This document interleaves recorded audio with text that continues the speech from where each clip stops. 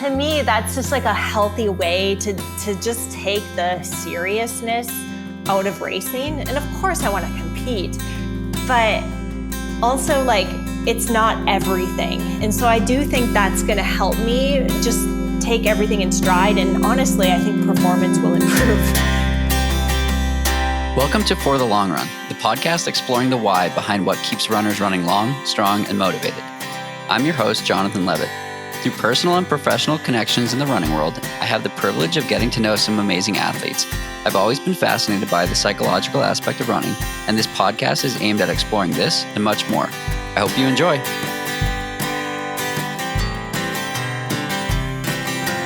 This episode is brought to you by SuperCoffee, the healthy, delicious alternative to sugary coffee drinks. SuperCoffee was recently named the fastest growing food and beverage brand in America by Inc. magazine, and after tasting a bunch of their flavors, I can see why.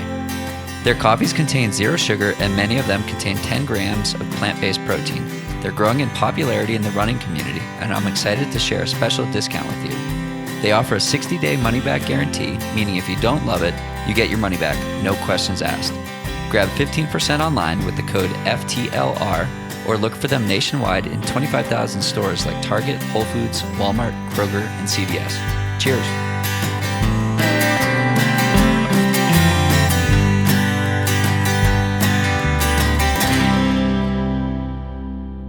Welcome back. I have Stephanie Howe on for a three-peat. She is one of, I think, two guests who have made a third appearance on For the Long Run.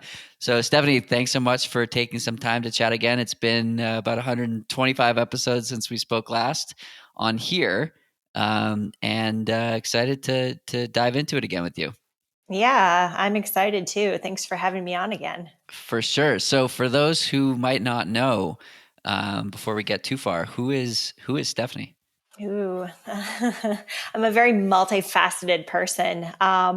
I'm a runner. That's one of my big things in my life. I do trail and ultra distance races. I've done UTMB, Western States, etc. It's kind of been my focus for the last 10 years. And I also have a PhD in nutrition and exercise science. So I am a science nerd. I love the application. It's really cool for me to be an athlete myself and also have the academic background and be able to apply that for other people. And then I'm also a mom, and that's a new one for me. I have a 4-month-old baby, and just kind of figuring out how that all fits into my life. But it's great. That's awesome. So the last time we saw each other, I think, was 2 years ago in Boston, and a lot has changed for both of us in that time with moving and relationships and life and running and ups and downs and in all of that. If you had to sum up the last 2 years in one sentence, what would you say? Oh my gosh. That works. 180 flip. Yeah, I mean, like in a few words, really, really tough time, dark time, sad times, made big changes, and now I'm just happy and thriving. So yes, I love that. The way that I would describe what it feels like you're living right now is happiness. And I see you with your baby and your friends and relationships in California. And there's just like a happiness, and I can see it in your face that you're just like in a totally different place today than a couple of years ago, which is super cool to see. Yeah, I mean, I remember the last time we saw each other and we went for that run. It kind of honestly was the kickoff to like not the dark time, but like the tough times for me, because right after Boston Marathon, I had surgery, and then things started falling apart with my relationship, and ended up getting divorced and like, healing from surgery and just trying to figure out what I was going to do. And yeah, I turned it around. I mean, there was a lot of healing that had to happen, but I've really moved on from that. And I'm in such a good place. Like I've got great people in my life. I have a baby. I'm living in a new place. And although I don't know it as well as I would like to, just due to COVID and I'm not really able to go out and see the Meet area a as lot of much. people. Yeah. Yeah, I don't have a lot of friends here yet, besides the people I already knew, but I'm just loving it and loving the ability to restart and kind of not create my own path, but just pivot from where I was, like going down this road that maybe wasn't ideal for me and pivoting, and now just being really happy. So, one of the things that I find to be fascinating with a story like yours is the relatability to those who are listening or from those who are listening. And the fact that, like, you've won Western States, you've done some amazing things in your running career, and you have all of these things that make you so wildly relatable to amateurs and everyone in between. And so I think that that's worth noting and calling out that um, there is so much overlap between elites and professionals and amateurs in the life department and the takeaways that can happen from running. So I'm curious, how has your experience as a trail and ultra runner, I don't want to say prepared you for this, that's super cliche, but how has it prepared you for this and prepared you for a challenging undertaking in life? And I caveat that with the fact that I felt running prepared me for 2019, which I felt to be the hardest year of my life, ending a 3-year relationship and seeing my grandfather go from like what I would consider like one of my closest relationships to dying from Parkinson's, and having a conversation knowing it was his last and using what I was learning on the roads and trails to make that easier, not easier, manageable. So I'm curious for you, what were the carryovers that helped you either kick the tires or um, get through some of these hard times? Yeah, I think there's two parts to that answer for me. And the first one is maybe not like the obvious one, but I think being an athlete and not just being a runner, but like any athletics that I've done from a young age, I think it taught me to work hard and that it's not always easy. Like training for whatever, whether it be basketball, running, gymnastics, softball, like it's hard work, right? And we don't actually always enjoy the process of that work, but we know what we're working towards and you just keep going through it. You don't give up. And so I think that was something that I've just always carried with me from a young age, just being an athlete and particularly going through college and post college and being a runner and knowing that, like, yeah, it's the tough days are sometimes the most important days and you're not going to enjoy every single aspect of it, but you don't give up. So that was really important for me because I mean, I could have, there's times I felt like, oh, I don't know what to It's do. too I just want much. to Yeah. stop. Yeah. I just want to stop. Someone help me. I need an easy button. But I was just like day by day. Okay. So work through this. So here's this step that you're working through. Once you get through that, then focus on the next one. So that was kind of a carryover from being an athlete. And then the second part is just having some sense of normalcy in my life. And that can be, I mean, having some control over my day to day and carving out that time for activity was super important because no matter what was going on in my life, if I was like in Bend or if I was moving to California or if I was like, figuring out what I was doing, I could carve out that time and just feel like, okay, this is my time. I'm going to go and just, clear my head and like just spend this time with myself and get some exercise in. And that helped me feel like a real person and like myself. And that was challenging though, because I haven't been able to run this whole time. Like I mentioned, I had surgery right after I saw you in Boston. And then I actually had another surgery on the same foot and had a staph infection. So there was a lot of time of rehabbing in there. So I even had to take a step back from using my running and just using my skill set, learning from what I've learned from being on the trails and going through adversity and being adaptable and just having to figure out like, okay, can't do what I normally would do. What else can I do? And so what was that? It was a combination of things. I mean, I like to move. I've had a lot of conversations about this and just thinking like, why do I like to move so much? And it just goes back to when I was a really young kid. That's just how I felt good. Like I loved to just run around the house and like jump. We had a big trampoline. I like to jump on my trampoline and just go as hard as I could because it felt good, which is kind of weird for a young kid to just like seek that out, like just create that, just pushing your body. So it's something that's always resonated with me. So when I was trying to find that outlet, something physical was really helpful. Um, it could be like rejuvenating yoga. It could be like 20 push-ups. It could be just something where I'm sitting outside and just, moving a little bit, which was kind of like crutching at some point.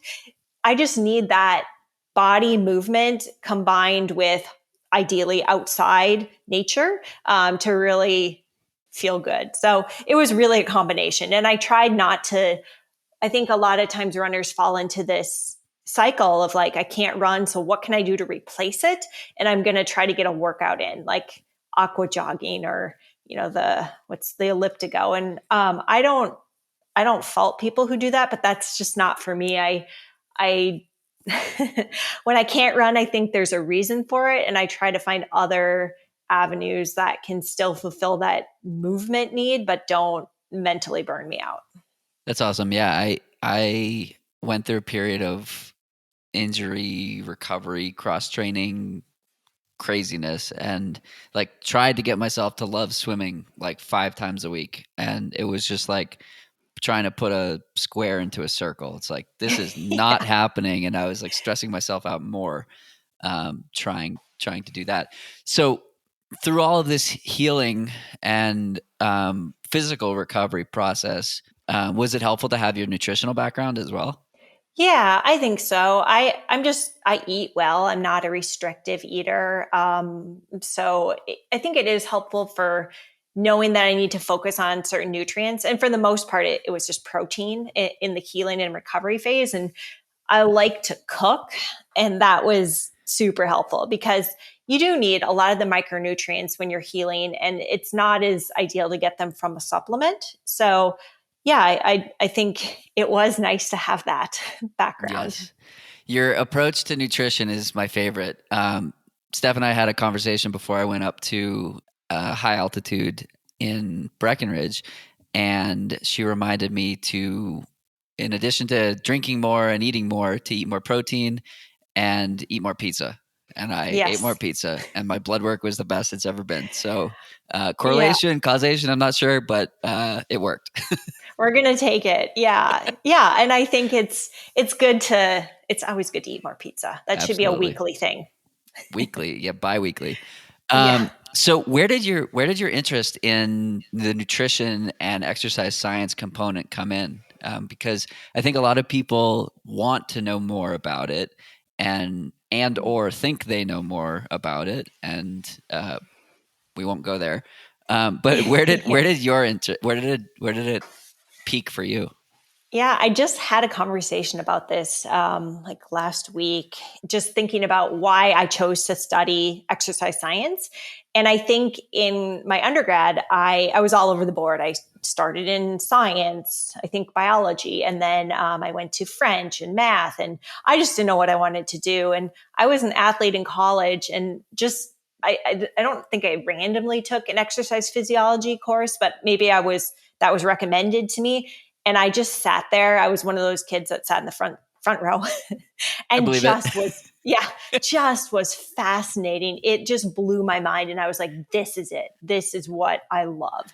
So I was really lucky that I found that, it took a while to get there.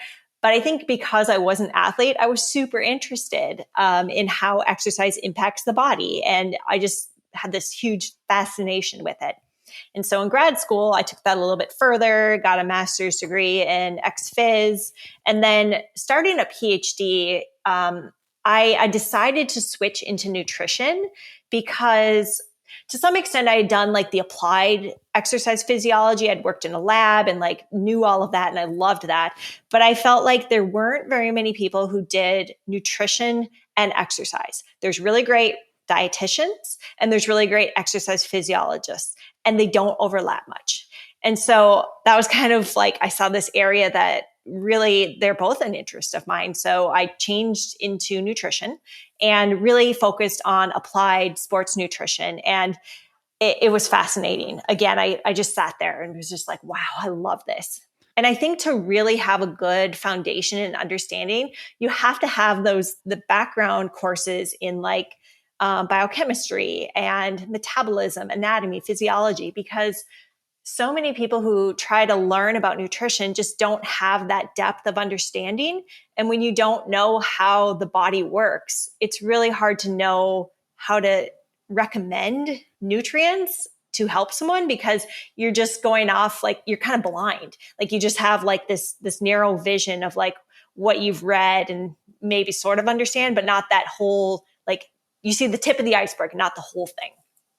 That makes sense. And correct me if I'm wrong, your thesis was related to altitude training. Is that correct? So I started with altitude. Yeah, I transferred schools when I switched to nutrition, and I started in exercise physiology at the University of Oregon and was like geeking out on altitude. So I did like a lot of work on that. Not my own research, but just reviewing all the literature and like totally, doing some just basic. We got to play in the altitude chamber in in the lab, and That's so cool. just like, yeah, getting to know like how these things work. And so that was like kind of my focus for a year and a half. And then my actual dissertation was on appetite hormones in female elite runners, before and after different intensities of exercise. So kind of two-sided. Very cool. Yeah. I would have loved to have picked your brain quite a lot more prior to going up to 10,000 feet, but did pretty well and felt good. So it worked out. Yeah, I listened to your podcast where you kind of described what you did, and you had a brilliant approach, because I think you did a lot of research and you talked to enough people that you set yourself up for success. And a lot of times people, when they go to altitude, they don't understand what they're trying to do, and they don't understand the limitations and how they have to change their lifestyle to adapt to it. And I think you did a great job with that. So everyone should listen to your podcast. I think, was it with With Jason Jason Fitzgerald? Fitzgerald. Yeah. Yeah. If they are thinking of going up to altitude, because you really shed a lot of light on how to do it right. Very cool. Well, thank you for that. Basically, my takeaways were eat more, sleep more, and train differently. Mm-hmm. So I dramatically reduced intensity, did almost no speed work in favor of strength work. So I made use of the fact that everything was a hill and did a lot of hill workouts. And it was fascinating to see the impact of the altitude on my output, right? Like I run Mm-hmm. Heartbreak Hill as a training hill if I'm doing 2 or 3 minute repeats, and I do it at like a 6:15 to 6:30 pace. I was barely putting out like eights at 10,000 feet, and just like it was like finishing a 5K, like Yeah. max output running 8:15, 8:30 by the end of it. And then like I failed a rep because I just ran out of turnover. I couldn't make it up the hill. And it's just so fascinating that like the body is impacted in such a way that it's just like you're up that high. It's like hard putting on your pants before Mm-hmm. before a run, and then you go run 10 miles without stopping. Yeah. It's just bizarre. Yeah. Yeah. It's a cool experience to like be humbled that way. Honestly, pregnancy was like that too. Just like, why is this so hard? But one of the things that I loved too that we spoke about was how happy you were when you were there. And I think that makes a big difference too in just your mood and like your demeanor. And like, I mean, every time I talked to you or I saw a photo, you were just grinning and like you were just like loving life. And I don't think you can underestimate the power of that in your ability to train and recover and just enjoy day-to-day life. Yeah, one of the things we talked about there was the testosterone level related to that. Testosterone and cortisol. And my testosterone had gone up by like 20% over a 2 month period, and my cortisol went down, not significantly, but it went down. So Mm-hmm. the stress hormone there. And I don't know if it's chicken or egg situation. Like, does one cause the other, or is one caused by the other? But Right. we've talked about that. I've talked about that at length with Megan Roche, who's also an MD and has done quite a bit of research herself. And like, there's actual evidence behind happiness contributing to better performance outcomes. And Mhm. you can't, choose that this is going to be how I am. You just sort of have to like set it up for yourself. But I guess that's what I did. And the training results followed and the life results followed, right? It's like we both made these dramatic changes, very different changes, but very Yes. dramatic changes. And hopefully it's going to lead to happiness for years to come.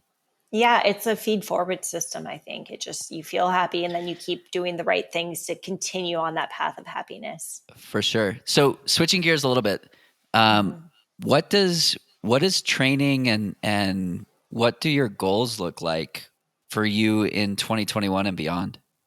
Yeah, great question. So I've wanted to eliminate putting pressure on myself to get back to racing. And I don't feel pressure. I more just I'm telling people like, I'm gonna heal from pregnancy, and I'm not like itching to get back to compete. I really want to enjoy this time with my baby because he changes so fast. So I haven't been super quick to, try to get back to fitness, quote unquote. That said, I do like to compete, and I love Chamonix. That's like my second home, and so I am currently signed up for UTMB this next August, the Oh, end of August, awesome. and yeah, I feel zero pressure to do it if my body's not ready, but it's a good goal for me to put on the calendar because it actually helps me to be a little more conservative right now because I want to be able to run this summer and build up to that. And I think if I were really hammering out the miles right now, it'd be too easy to overdo it because there's so much I'm still figuring out postpartum. And yeah, I want to get to the mountains, and we'll see what happens with international travel. But right now, that's my goal. And if I can't do that, then I'll probably pick something else like a project or some mountain something in the fall. Very cool. Do you consider yourself goal oriented or more process oriented? So I think more goal oriented, but my goals aren't always performance goals. My goals are sometimes more intangible. Like I want to be able to feel good enough to run 7 hours in the mountains, or I want to be able to enjoy the month of August, doing big runs most days. So but I guess I enjoy the process. So maybe I'm a little bit of both. But I don't feel like I need a goal, like I need a race to enjoy prepping or to enjoy movement. I was kind of expecting that answer, like a little bit of both, and I think Yeah. I think that's a healthy combination. What I loved about the answer before was that you have something on the calendar, but there's no you're not putting pressure on yourself to do it. And I think it's a good reminder for those out there who are pregnant or coming back from it that like social media is a trap when it comes to Oh, this. it's the devil. And I've tried to be pretty honest about where I'm at, but I mean still it's people don't know context when they just see like all these pictures of me smiling and happy, and I am, but it's not like there's not challenges too. And I think social media, it's good because people can put their experiences out there, especially with returning to run postpartum. But there's also a lot of people who curate it, and then you compare, or there's really good success stories, and people compare themselves to that. Like, oh, she's running by 2 months, I should be able to do that too. And I don't know if it's because I'm older or I've been through injuries, but I'm just not, I don't care. I'm like, my body's different. I'm recovering different. Like if you look at, there's several women ultra runners I know who we've all had babies within like a few weeks of each other. And we're all in totally different healing training spectrums. And I'm not comparing to them. Like, I hope they're not comparing to me. But I think that's a learned response because I think social media does exist for us to compare to others. Yeah. So to one of your points on success stories versus not, I was listening to Keely Henninger on on Devin Yanko's podcast about like you hear all these stories of athletes, and they were talking about women who either went through an eating disorder or healed from something, and like you hear the success. And I don't remember who was commenting, but they're like, we need more stories of people who are in it versus like a success Mhm. story. Or what about all the not success stories and the people like not everyone is successful at everything, and about Yeah. persevering through these challenges. And so I think hearing whatever the journey is of like being in the middle of it is definitely helpful. Yeah. And I think we could even take it one step further. Instead of saying this isn't a success story, saying this is just my story. Right. Like, even though it's not following an ideal timeline and, maybe I'm not doing the things I thought I was going to do, it doesn't mean I'm a failure. It just means that this is where I'm at and I'm working through this, whatever it be. And I think it helps, just taking even one more step back, it helps to not take yourself too seriously in terms of being an athlete. Like for me, yeah, I'm an athlete and I have a natural talent for it and I love it, but I'm also these other things. And when you can bring those other things into your day to day life, then there's not so much pressure on that one area to like be perfect or, get an, get an A+ every But single day. has it always been like that for you, or has that also been a learned It's process? probably been a learned process, and partially because I learned some of it the hard way. Like in high school, I was a standout athlete. I was just, I was really good at what I did. And then I went to college and I totally blended in. Like I wasn't that good of an athlete. And that was really hard for me. I was suddenly not the best on the team. And I think kind of learned the hard way, like, okay, you need other things in your life. So it was fairly early on. But I think it's always something I'm learning. Like there's times where I catch myself getting too caught up in something, and sometimes it's actually academia, but oftentimes it's running and performance and that sort of thing. So having some sort of check in with yourself, just being real honest, like, okay, am I putting too much emphasis on this one area? I think is a healthy thing to do. For sure. What would you have told that version of yourself back in college if you could speak to her from what you know today? What would you say? Yeah, just don't stress about things. Do your best. Do your best in school, do your best with sports, but also make friends and do some of the social things and kind of be more well-rounded, and like life will come together. You don't need to force it. How has Julian, your son, changed your perspective on that area? I'm just like, he makes me so happy. I right now, because he's so young, I'm the center of his world. I'm the one who feeds him and soothes him, and he can't really survive without me right now. So it's really hard to have a bad day because I just go pick him up and he's like smiling and looking at me. And so that's really put everything in perspective for me, of just like, wow, these things that I used to stress over, they really don't matter. Like they really don't. And even in terms of workouts right now, I'm fortunate to have a partner where we're really supportive of each other, getting activity every day. But even if I'm like on my trainer and like doing intervals or something, I'm just like, not don't care, but like if I don't do as best I can, it's like, like it's okay. Like I'm gonna go play with my baby now, and that is such a cool thing to have in my life right now. It's funny that like the realization that running doesn't matter in the grand scheme of things, and I mean that in the best way. So I've told this story a couple times on the podcast, but after I did rim to rim to rim, I was on a bus back to our campground, and I had just run 45 miles, and I was hungry, and so I took out a picky bar, and I was going to eat this picky bar that I had been like, I'm gonna eat this because I had just been hiking up for 10K, and I couldn't stomach anything. So I was hungry. And I opened this picky bar. And the reason that every time I tell the story, like comment about the fact that it's a picky bar is because anyone who's ever eaten one knows how crinkly the wrappers are. So the bus driver turns around and says, no eating on the bus.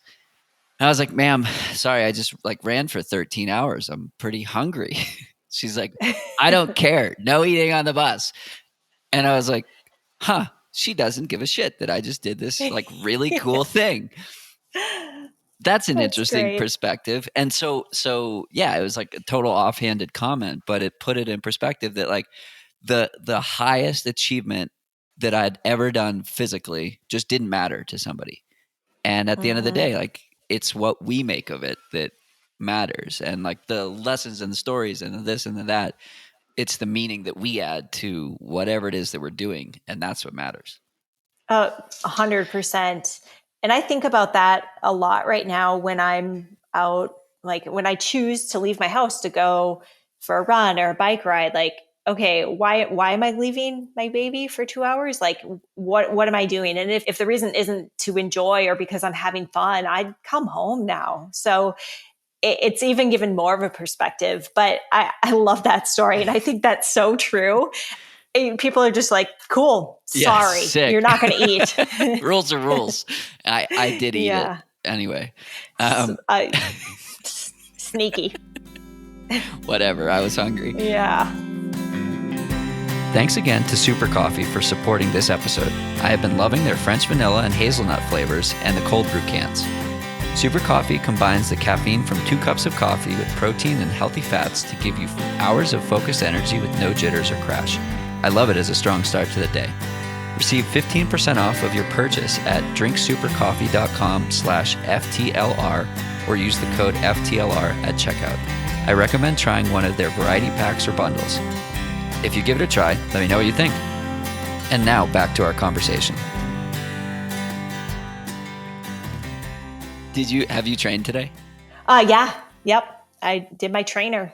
Why'd you do it? I had a window and I'd been working for 3 hours and wanted to sweat a little bit. And I had a fantastic workout. It was Nice. so great. Julian slept for 2.5 hours today.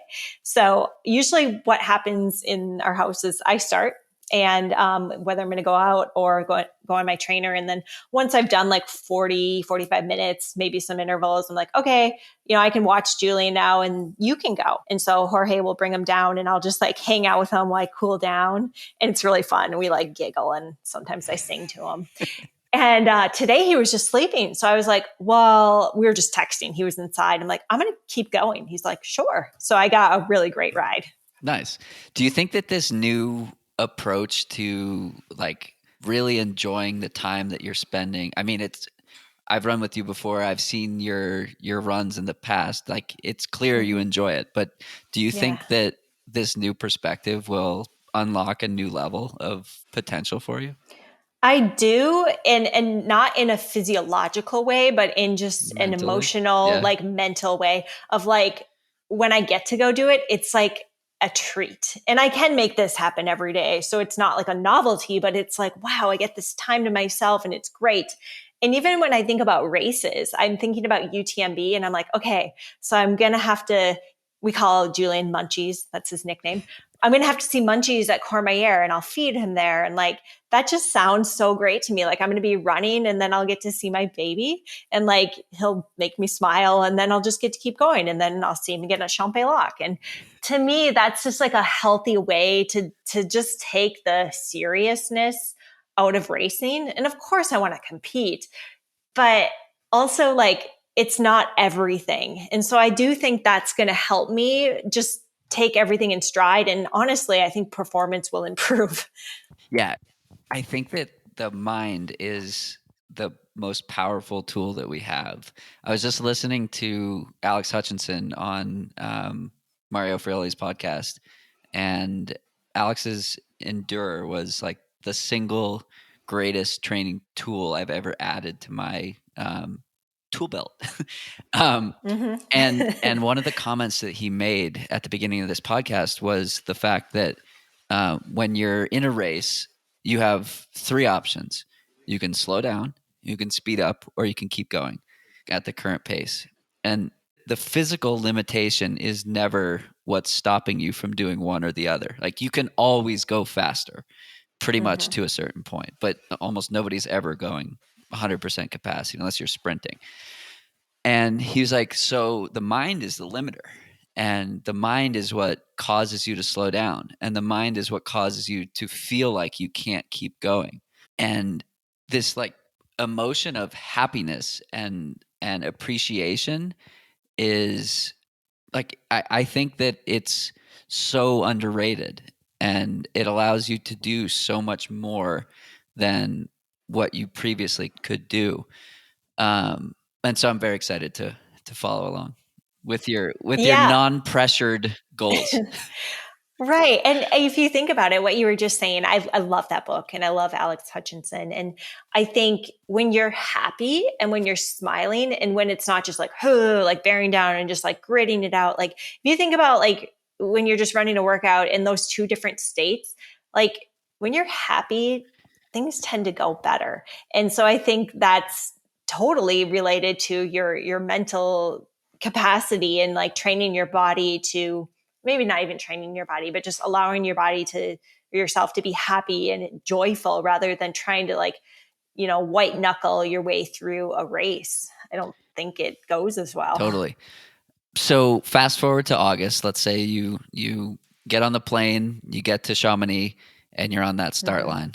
What are you thinking about?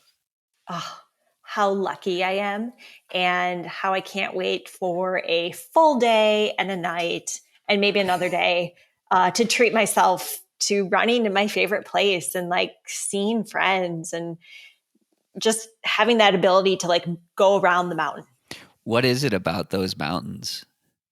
They just draw me in. I think partly it's just how beautiful they are. To me, it's just I love the steep mountains and I love the trails there. I love the food there and the culture. So it's probably a combination of all of those things.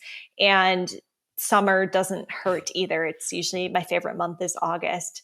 So I just get so drawn to those mountains. And this last summer, I was really sad that I didn't get to go. And, even if I wasn't there racing, just to like eat and experience and just speak a little Francais. So so I love so it. gratitude and joy is the feeling on the start line.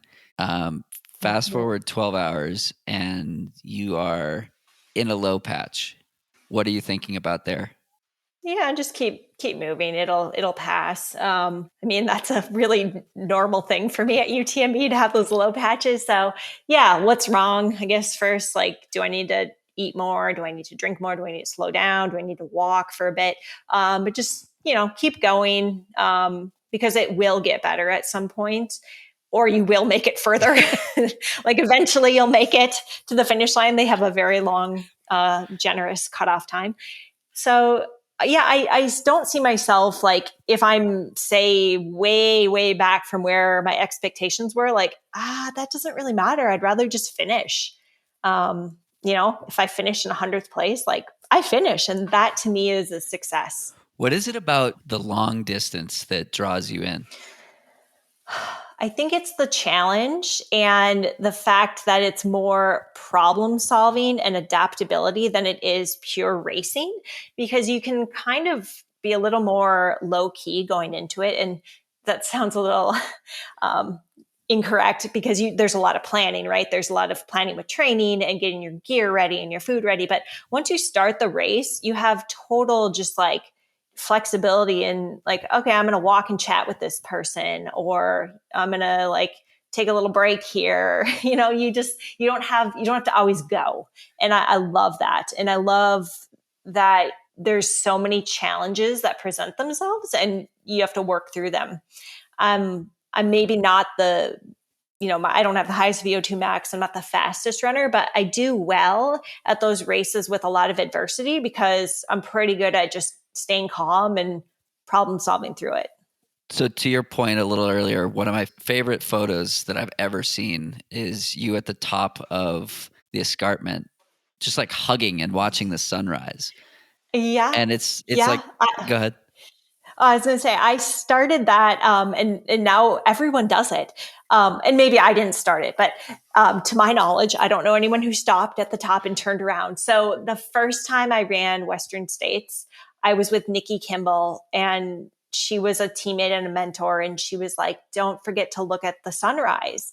And so I got to the top and I just turned around, and it was my first 100-miler. And I was like, wow, that is just stunning and epic. And it just set the tone for the day. So I do it every year. And I think there's been years with Casey and I. There's one picture of Rory was at the top. She wasn't racing, but I ran over and gave her a hug. And I just think like just taking that pause, like, I'm whatever, using up 2 minutes or maybe not even 2 minutes. You have that ability in 100-miler to like, just like take in those little things and just, relax. Don't forget to look at the sunrise. I wrote that down because I want to remember that quote and maybe make it the title of this episode. But I think it's such a poignant reminder that, like, again, it just doesn't matter. And what does matter is what you're enjoying, what you're doing in the moment, and how you're enjoying that moment. I ran with Noah Droddy a couple weeks ago here in Boulder, and Noah's been here for a number of years. And after our run, he was like, don't ever let this get old. We were running a loop in North Boulder, and it like backs up against the mountains. And it was early April, so they're still snow capped, and we just got a foot of snow, so they're still snow capped. And it was just gorgeous. And it's just a dirt path, and you can see mountains for like 270 degrees. And his point, it's just like, yeah, don't ever let this get old. And so I decided on that day that my training goal was to train in this playground of mountains and trails and roads and blah, blah, blah, and never lose that like childish joy of like, this is fucking awesome that we get to do this. Yeah. And like, that's the goal. That's an awesome goal. And if I know you, I don't think you're going to forget that. I think every day you're going to be out there like giddy, like, yay, look at the mountains. But that's amazing. And that's beautiful. And I mean, if you're not doing it for those reasons, it's not sustainable. Like if I look at a lot of, and I don't mean to single out like track and road runners, but a lot of them are doing it for a job, like they're doing it to perform. And like, there's not as much joy as what we get to do. And I just think that's why at the end of their careers, they retire. Whereas a lot of trail and ultra runners, they don't ever retire. Like I don't plan to retire. I plan to keep doing this because I love it. Because how cool is it to be able to climb the escarpment and see the sunrise and then know that you're going to continue on another for 95 miles. Yeah. And just like spend the whole day on the trails and like, get a buffet along the way. I got to run a 100-miler just for that. I told Sally McRae I'd run Western States, so I guess I have to. I think that again, getting back to the joy aspect, I spoke with Aisha Pratt-Lear on the podcast. She's a mid-distance runner. She's 30 years old and said, I wouldn't still be in the sport if she's been running for 20 years. And she's like, I wouldn't still be in the sport if I wasn't having fun every day. And to illustrate how much fun she has in the sport, we had to postpone our first podcast because she was out getting mimosas, celebrating a teammate running an 800-meter PR in training. And again, this is a professional athlete whose job it is to perform. And she said her most important metric is she having fun? And I think I've referenced that conversation a lot of times on this podcast because I think it warrants that reminder that professional athlete or not, like it doesn't matter. And I found myself thinking about that on my run yesterday. And I was like, why am I doing this? Like, what's the point? Like the point is, so this whole podcast is exploring the why. Like what keeps runners running long, strong, and motivated is the tagline. So my goal is to explore like, why are we here, but why are we doing this? And why are we doing something challenging? And what I got to on the run was like, we set a goal, we put in the work, and we improve over time. And I think one of the things that I love most about the sport is, and I just tweeted this, I was like, what used to be hard gets easier with consistency. And that's the takeaway that is true in running, is true in life. Like I have a workout tomorrow that's for the second time in a month, 2 workouts that I've done separately combined. And it's one workout. And I could not have handled that 2 months ago, but tomorrow I can. And Mhm. that's what I love the most, that like the people that I love that part too, but it's this like, you just keep doing it and you keep improving and you learn some cool stuff along the way and you get to go to some cool places. And um, I think we all should like explore this. Like, why do we do it? Why do you do it? If you're listening to this, think about it on your next run, or if you're running right now, like finish this podcast and then think about it. And I think it's healthy to reevaluate that every so often, particularly in this time when racing is not a given. Hmm. Yeah, I agree, and I love that. And I think we can even say that's true in areas of life other than sport too. You work really hard through something, and I mean for us, like running is the mode that creates that feeling of like accomplishment. And like I love how I feel after a run. It feels amazing.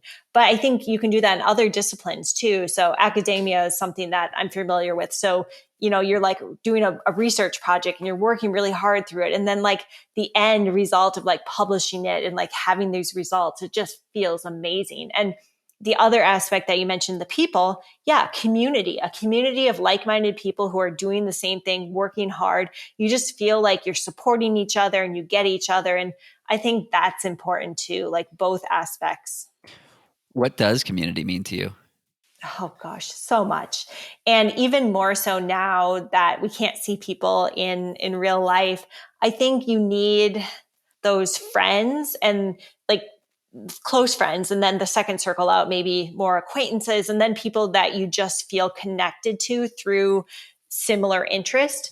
That just makes you feel like you're not alone in this world. You're not going through the motions, and just isolated, but you have other people to support you, and you can talk with, and whether that be athletes, or for me, I'm on this virtual moms group, and we just are on like a WhatsApp text thread, and just like, hey, this happened, etc. And it just makes you feel like you're not so isolated, and everyone experiences ups and downs in life. Yeah, I think if I think the pandemic exposed a lot of things, but one of them being like nobody has it figured out and everyone is dealing with something. And if it appears that they're Yeah. not, then they're really great at acting.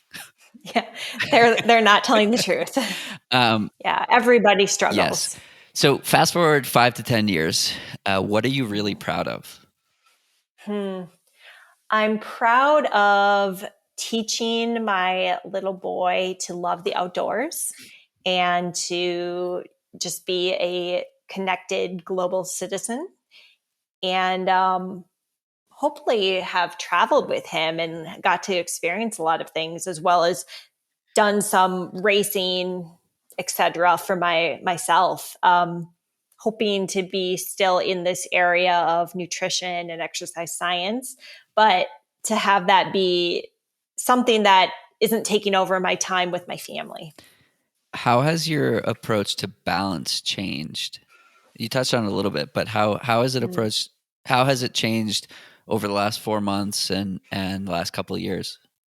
Yeah, I think I just right now take everything day by day. Like I joke that I was a planner, and I would plan my day like this is going to happen at this time, and then I'm going to run from 8 to 10, and then I'm going to have lunch. And now Julian is in charge of the entire day, so I just have to respond to how he's doing, and so that has changed how I balance things. But then also, I think of my life as like a pie, and there's pieces of it, and sometimes they're bigger than others, and I just those are flexible. They move around. So maybe, when I'm training for a race, maybe that area of my pie will get a little bit bigger, and maybe, something else will get a little smaller. But I think I'm very good at just changing those things as they need and just going with the flow, because that's not my Yeah. personality inherently, to be like super flexible and like, oh yeah, we'll see what Sure. Yeah. happens.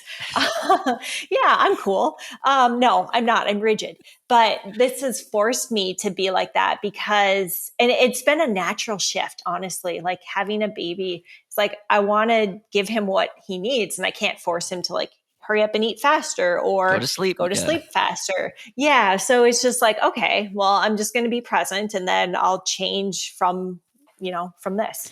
Very cool. One of the topics that or themes that I've dove into with a lot of athletes in the last couple dozen episodes is defining success and what that means to them. So I'm curious, in 2021, what does success mean to you? I think it's less about what other people think of what I've done or accomplished. It's more, how am I happy on a day-to-day basis? Like, am I present? Am I going through my day just like, or am I just like, smiling and happy and like looking forward to things? That to me is successful. And that's probably a little bit different than what most people define. I'm not sure. But I think if you're not happy day to day, that it doesn't matter like what you've done or what other people think. That's pretty meaningless, because ultimately it comes down to like, how are you feeling within yourself every day? So this question has been fascinating. I asked one of the Bowerman athletes last March or April, like the same, like fast forward 5 to 10 year question, Mhm. and she didn't give me a tangible answer. It was very much like a subjective, getting better, contributing to the team, um, being a great teammate, like these types of things that are very subjective and Mhm. not tied to like looking down upon other people's heads from the top of the podium type answer. And I was like, that's interesting. And so I kept asking the question to athletes who have done some objectively great things. Mhm. And it was not a unique answer. It was like, it was very consistent in what you said and what she said. And I find this to be interesting. Again, like athletes who are sponsored or who are, pro track and field, and like their careers are a tenth of a second defines making a team versus not making a team. And success to, I don't know, 75% of the people I ask this to is defined in these subjective terms. And I think that's really healthy, because if you define success by like, did I BQ or did I win or did I, like, all these Mhm. things that you don't really have control over, and what happens when you don't do it? Like, you're probably pretty upset. I think Yeah. back to my first 3 attempts at BQing, and I put so much like self-worth into, like, did I run faster than a 305 marathon? Or when it changed to 3 hours, did I break three? And somebody asked me, I forget who it was, but they asked, were those races a failure? And I said yes, because I didn't learn from them, and I didn't learn from that experience until I like had it happen over and over and over again. I kept like hitting this cycle of, maybe I need to change my approach to this. And I think that like it took a while, and I like hesitate to call myself like I'm older now, so I've like figured this out. I like to still think I'm 15 years old at times, and but I think that I don't know that you can be a 20-year-old and have that perspective that like it's all about the Yeah. process, it's all about the journey. And um, do you think that it's realistic to?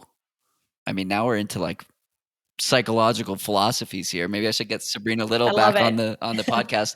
Um, do you think it's realistic to think that like you can get there without a lot of struggle along the way, and like learning the hard way that like this is how it has to be in order to be fulfilled and happy and joyful, and like to be in a place where you can say, I'm going to run UTMB and I'm going to see my baby at Courmayeur, and like that's going to be the best part, like that's going to be a great part of my day, and if I finish 100th, who cares? Like, coming from someone who has won Yeah. Western States, like, could you have been there 10 years ago?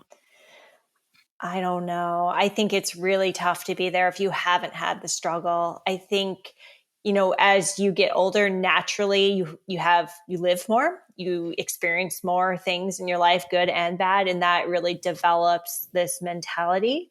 And I think it's probably not easy to think like that when you're younger, and when you are like, I'm saying these things from a position of being a sponsored athlete and like having the ability to travel to these races and like, like I know I can do well. And so I'm not trying to like get to this level. I'm here, and it allows me to like be myself. Whereas I think that's probably harder when you're trying to, Get there. create Yeah. that or get there. And so, yeah, I think you could be if you were, a 20-year-old athlete, but you'd probably have to have a lot of life struggles early on to just help develop that, dealing with adversity, because I'm a coach, and a lot of athletes, the first injury that they have is catastrophic. Like, oh my gosh, I have to take a week off. Like, I can't believe that. What am I going to do? And, that's like, it's just walking them through like, okay, dealing with adversity. Like, you're going to get through this. It's going to be okay. Whereas someone who's had that a few times, that's no big deal. For me, like if I know I have an injury and it's going to heal in 6 weeks, I'm like, okay, like I know I can't force it. I can't be stressed out about it, but That's a whole that's nother a learned podcast. response. Yeah, we'll have to do a 4-peat, but that is a learned response. And I think without that adversity and that experience, it's really tough to be there. Totally agree. I could talk for hours on this topic, but we'll have to save it for our next run together in the mountains at some point. Yeah. Well, Stephanie, thanks so much for taking some time to chat today. And for those who wish to follow you in your journey and baby and family and all that online, where can we find you? Most active on Instagram, Stephanie Marie Howe. Also have a website, same, StephanieMarieHowe.com. Awesome. Well, we'll see you out there, and hopefully out there includes UTMB. Yes. That's it for today's episode. Like many long runs, it's sad when it has to end. I hope you join in next time on For the Long Run, and in the meantime, happy trails. If you enjoyed this episode, it would mean a lot to me if you shared it so that others can find it and enjoy it too.